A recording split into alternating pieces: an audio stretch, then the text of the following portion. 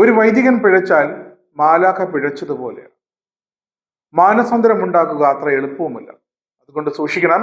ആത്മനാശം ആർക്കും ഉണ്ടാകാതിരിക്കട്ടെ എന്ന് പ്രാർത്ഥിക്കാം. ഇനിയെങ്കിലും ദൈവവുമായി രമ്യതപ്പെട്ടു പോകണമെന്നാണ് ആർച്ച് ബിഷപ്പ് മാർ പാംപ്ലാനിയോട് വിശ്വാസികൾക്ക് അപേക്ഷിക്കാനുള്ളത്. 2 വള്ളത്തിൽ കയറിയായിരുന്നു ഇതുവരെയുള്ള യാത്ര. ഇപ്പോൾ ഇതാ അതിനും മേലെ തെക്കോട്ടുള്ള വള്ളത്തിൽ കയറി വടക്കോട്ടേക്ക് യാത്ര ചെയ്യാനുള്ളൊരു നീക്കം. തലശ്ശേരിയെ വിട്ട് കൊച്ചിയിലെത്തി ചെയ്യാവുന്ന കുതന്ത്രങ്ങളൊക്കെ ചെയ്തു കൂട്ടി ഇപ്പോഴിതാ മേജർ ആർച്ച് ബിഷപ്പിനൊപ്പം വത്തിക്കാനിലേക്ക് പോയിരിക്കുകയാണ്. പരിശുദ്ധ സിംഹാസനം വിളിച്ചു വരുത്തി കണക്ക് ചോദിക്കാൻ ഉള്ള അവസ്ഥ അവരുണ്ടാക്കി വെച്ചു. ചെയ്തു കൂട്ടിയതിനൊക്കെ അവിടെ തെളിവ് സഹിതം ചോദിക്കുമ്പോൾ കണക്കും സമാധാനവും വ്യക്തമായും പറയേണ്ടി വരും രണ്ടുപേർക്ക്. ഇനിയെങ്കിലും മാർ പാംപ്ലാനി എറണാകുളം അതിരൂപതയിലെ വിശ്വാസികളെ വഞ്ചിക്കുന്നത് ഒഴിവാക്കണം. നിങ്ങളെപ്പോലെ തന്നെ എറണാകുളത്തെ വിശ്വാസികൾക്കും സീറോ മലബാർ സഭയ്ക്കൊപ്പം തലശ്ശേരിയിൽ എന്നതുപോലെ ദിവ്യബലിയിൽ പങ്കെടുക്കണം. തലശ്ശേരിക്കാകാം, എറണാകുളത്തിനാകാൻ പാടില്ല. അതെന്ത് ന്യായമാണ്? അതിന് നിങ്ങൾ തലശ്ശേരിയിൽ നിന്നും വന്ന് തടയുന്നത് എന്തിനാണ്? നിങ്ങൾ ചെയ്യുന്ന തിന്മ നിങ്ങൾക്ക് നിർബന്ധമാണെങ്കിൽ തലശ്ശേരിയിൽ ചെയ്തുകൂടെ എന്നാണ് ചോദ്യം. അങ്ങനെ ചെയ്യുന്നത്, അവിടെ അങ്ങനെ ചെയ്യുന്നത് തെറ്റാണെന്ന് നിങ്ങൾക്ക് തോന്നുന്നത് കൊണ്ടല്ലേ നിങ്ങൾ അത് ചെയ്യാത്തത്? യഥാർത്ഥത്തിൽ നിങ്ങളെ മെത്രാനാക്കിയത് ഇമാതിരി ദൈവദോഷം ചെയ്യാനോ എന്നാണ് ഇപ്പോൾ മനസ്സുരുകിയ വിശ്വാസികൾ ചോദിക്കുന്നത്. പാംപ്ലാനി ചെയ്യേണ്ടത് കർത്താവിന്റെ ഹിതം നിറവേറ്റുകയാണ്. ഇതാണ് വിശ്വാസികൾക്ക് അവസാനമായി പറയാനുള്ളത്. KCBCയുടെ മുൻ deputy secretary father Varghese Vallikkattu പ്രാർത്ഥിക്കുന്നത് ആദ്യം പറഞ്ഞതുപോലെ തന്നെയാണ്. വൈദികൻ പിഴച്ചാൽ മാലാഖ പിഴച്ചതുപോലെയാണ്. മാനസാന്തരം ഉണ്ടാക്കുക അത്ര എളുപ്പമല്ല. അതുകൊണ്ട് സൂക്ഷിക്കണം. ആത്മനാശം ആർക്കും ഉണ്ടാകാതിരിക്കട്ടെ എന്നാണ് ഫാദർ വർഗീസ് വള്ളിക്കാട്ടിന്റെ നിലപാട്. സഭയിൽ രമ്യതയും സമാധാനവും കൂട്ടായ്മയും നിലനിർത്തുവാൻ ഈ അവസാന നിമിഷത്തേക്കെങ്കിലും പാംപ്ലാനി അടക്കമുള്ള മെത്രാന്മാർ തയ്യാറാകുമോ എന്നാണ് ചോദ്യം. എങ്ങോട്ടാണ് നിങ്ങൾ മെത്രാന്മാരുടെ പോക്ക്? എന്താണ് നിങ്ങളുടെ ലക്ഷ്യം? സഭയിൽ കലഹവും ഭിന്നതയും വിതയ്ക്കാൻ ആരാണ് പാംപ്ലാനി അടക്കം നിങ്ങൾക്ക് ധൈര്യം നൽകുന്നത്? ഇതാണ് ഫാദർ വള്ളിക്കാട്ടിൽ ചോദിക്കുന്നത്. സഭ ഏൽപ്പിച്ചതല്ലാത്ത എന്ത് ഉത്തരവാദിത്തമാണ് ഇപ്പോൾ പാംപ്ലാനി അടക്കമുള്ള മെത്രാന്മാർക്കുള്ളതെന്നാണ് ഫാദർ വള്ളിക്കാട് ചോദിക്കുന്നത്. മാർപ്പാപ്പയും കത്തോലിക്ക സഭയും ദുർവ്യാഖ്യാനം ചെയ്ത് ജനങ്ങളെ തെറ്റിദ്ധരിപ്പിക്കുന്നതിന് പിന്നിലെ ലക്ഷ്യം എന്താണ്? ചെയ്ത വികാരം എന്താണ്?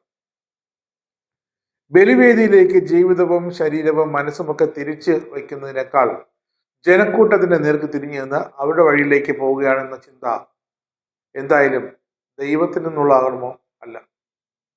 സിനഡിനെയും ആഗോള സഭാ സംവിധാനങ്ങളെയും തള്ളി ഹൈറാർക്കി ഇല്ലാത്ത സഭയിൽ ആർക്കും ബാധ്യതയില്ലാതെ ഇനി അങ്ങോട്ട് ശിഷ്ടകാലം ജീവിച്ചു തീർക്കാമെന്നാണോ ആ പ്രലോഭന ഹേതു? എങ്കിൽ ആരാണ് ഇതിന് പിന്നിൽ നിങ്ങളെ ഇതൊക്കെ പ്രേരിപ്പിക്കുന്നത്? അനുസരണം ബലിയേക്കാൾ ശ്രേഷ്ഠമെന്ന് പഠിപ്പിച്ചവർ തെറ്റായിരുന്നു എന്ന് പാംപ്ലാനി അടക്കമുള്ള ബിഷപ്പ്മാർക്ക് ഇപ്പോൾ തോന്നുന്നുണ്ടോ? എങ്കിൽ ആ നിലപാട് തെറ്റ് തന്നെയാണ്. സത്യത്തിന്റെയും ശരിയുടെയും നീതിയുടെയും ഒക്കെ മാനദണ്ഡം ക്രിസ്തുവും സഭയുമാണോ പഠിപ്പിച്ചു നൽകുന്നത്? അതോ ഇനി മുതൽ പാംപ്ലാനിയുടെ നേതൃത്വത്തിൽ ബിഷപ്പുമാർ കൂട്ടായി തീരുമാനിക്കുമോ എന്നാണ് ചോദ്യം. അതില്ലെങ്കിൽ ഓരോരുത്തരും തീരുമാനിക്കുമ്പോൾ ഈ ഹൈറാർക്കി പാട് ഉപേക്ഷിക്കുമോ എന്നാണ് അടുത്ത ചോദ്യം.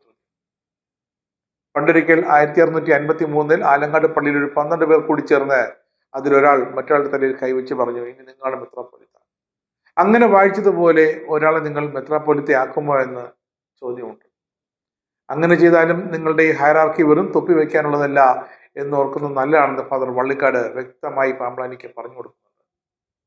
ഹൈറാർക്കിയും അധികാരവും ഒക്കെ ഉണ്ടാക്കിയാൽ അവിടെയും അധികാര സ്ഥാനങ്ങളും അനുസരണവും മറ്റും ബാധ്യതയാകില്ലേ എന്ന ചോദ്യത്തിനും പാംപ്ലാനി അടക്കം ഉത്തരം നൽകണം.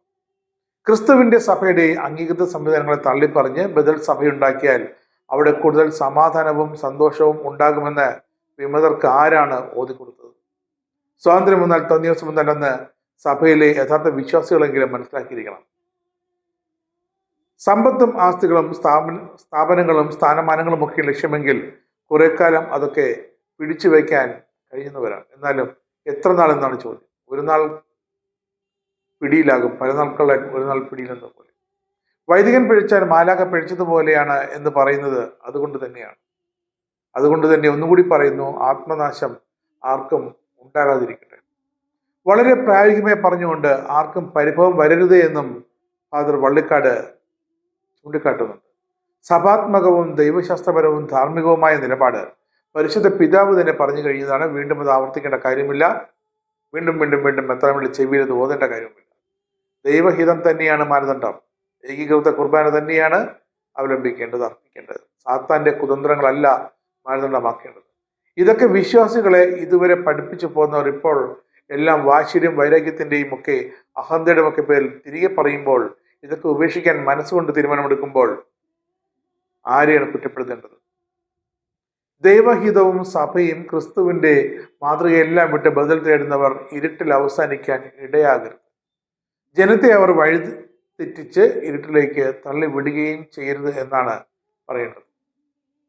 ഒരു കാരണമുണ്ട്. തുടക്കത്തിലുള്ള കർത്താവിന്റെ കാലം മുതൽക്കേ യൂദാസിന് തീർച്ചയായും കൂടുതൽ മെച്ചമായ ആശയങ്ങളും പദ്ധതികളും ഉണ്ടായിരുന്നു. തന്റെ ഗുരുവിനെ ഒറ്റിക്കൊടുത്തെങ്കിലും അവൻ പിന്നെ ഒരു ബദൽ സഭയുണ്ടാക്കാനൊന്നും നിന്നില്ല. ദൈവഹിതം വേറെയാണെന്നറിഞ്ഞപ്പോൾ, ദൈവവിളി വന്നപ്പോൾ അത്താഴമേശയിൽ നിന്ന് തന്റെ പങ്ക് വാങ്ങി അവൻ ഇറങ്ങിപ്പോയി നിത്യമായ ഇരുട്ടിലേക്ക്. ഇതുപോലെ നിത്യമായ ഇരുട്ടിലേക്ക് പോകാൻ ആർക്കും ഇടവരുത്തരുത്. അവസാനം വരെ നീട്ടിവെക്കണമെന്നില്ല. പക്ഷേ പകൽ വെളിച്ചത്തിന്റെ തീരുമാനം കൈക്കൊള്ളാൻ ഇനിയും പാമ്പളാനി അടക്കമുള്ള മിത്രന്മാർക്ക് സമയം.